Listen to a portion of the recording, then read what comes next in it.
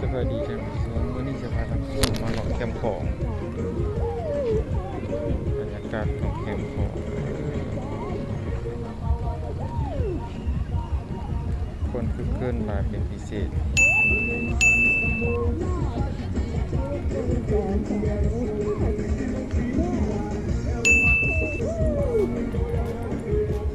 ฟังไทยเนาะ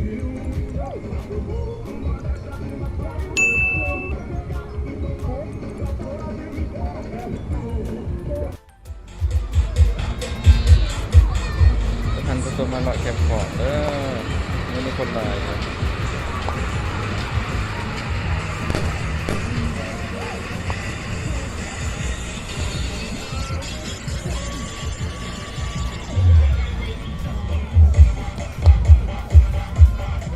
คนหลายอยู่ในนี้มีร้านของกินนั่นเด้อของของ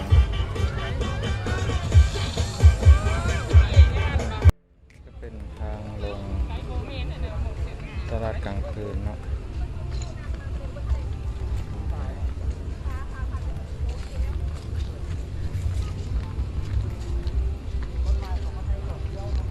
จะพาผมไปเลยเนาะ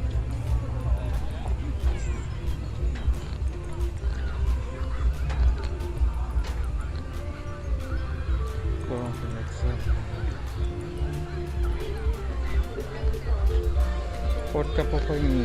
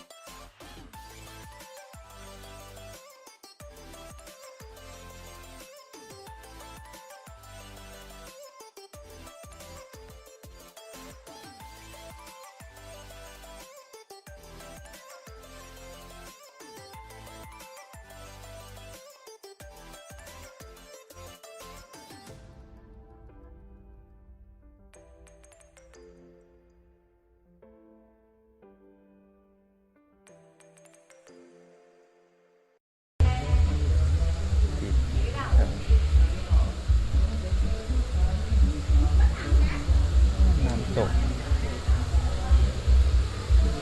มีน้ำตกอีกผสม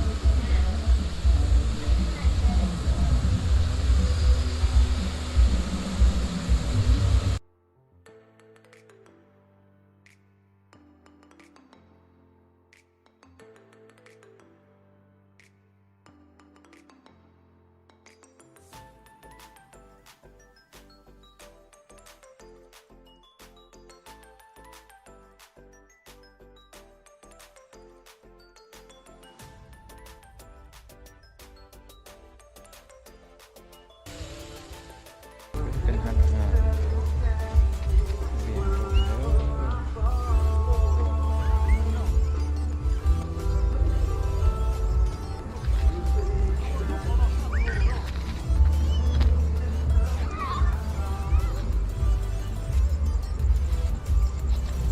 ลาพญามา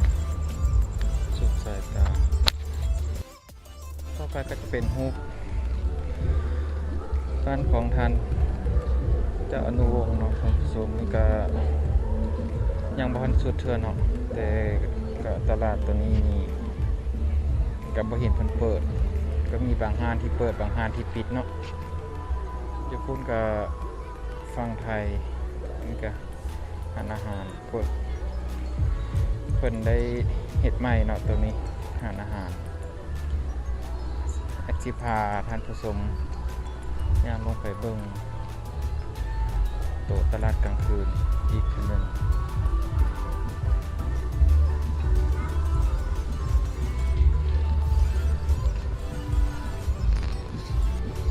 เป็นงานตลาด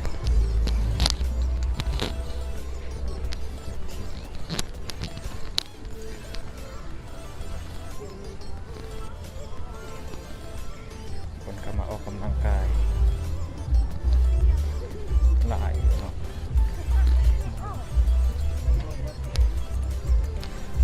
ม่นก็จะมาย่าง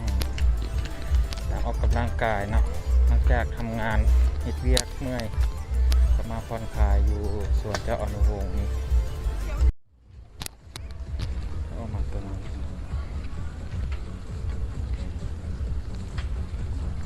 โคตรหลายสมควร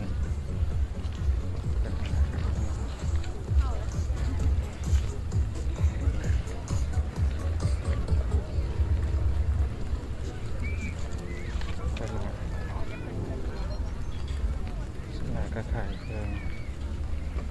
ใช้ทั่วไป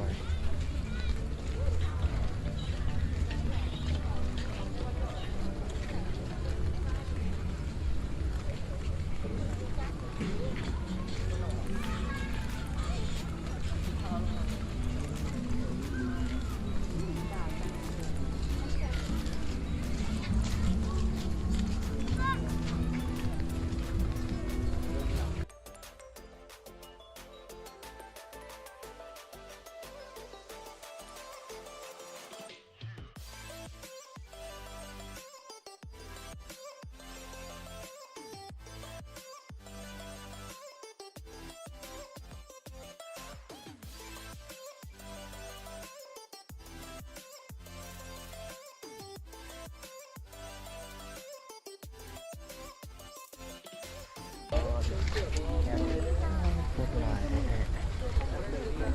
แล้วเว้ย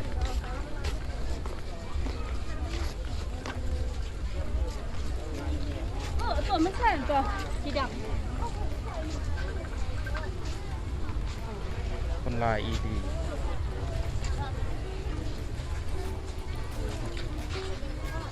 ซื้อของ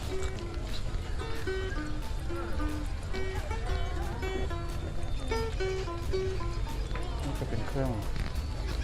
ติดน้อยนะเกิดำขนาดมันชอบบันทิดเลยเนี่ย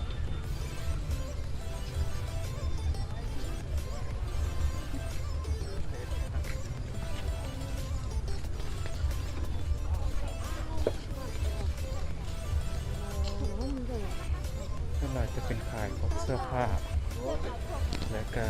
เครื่องประดับเป็นโม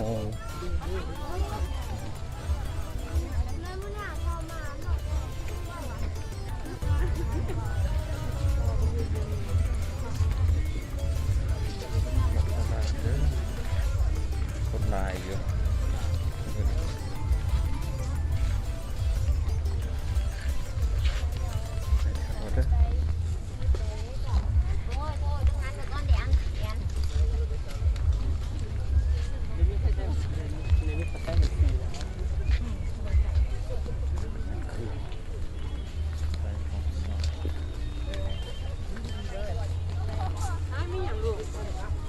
ชอบที่ดีไหมลูก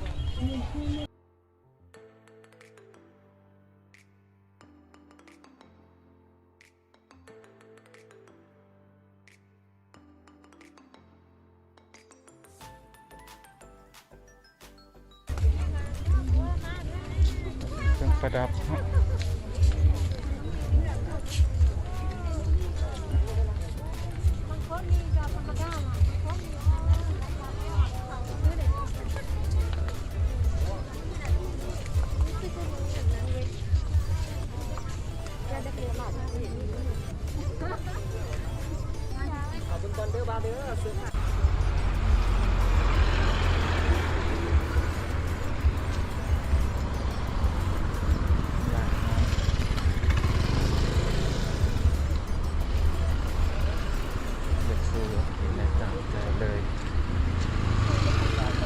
ไก่เนาะ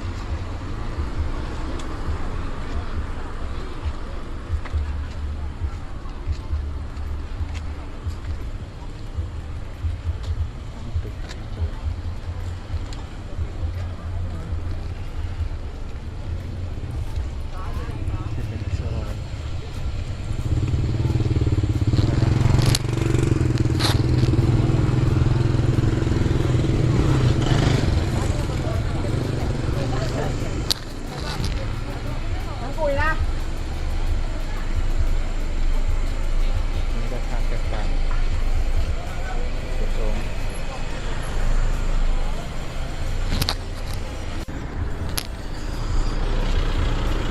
ผู้ชม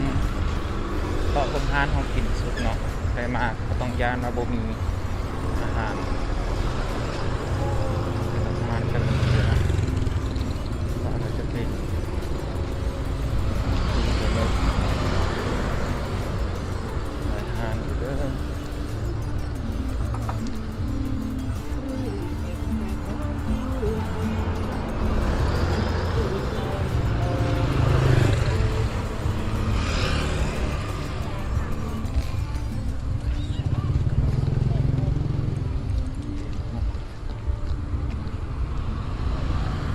น่ากินในต่างทางเลย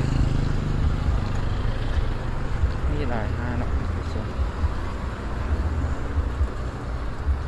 อาหารอยู่ที่ห้างหลอด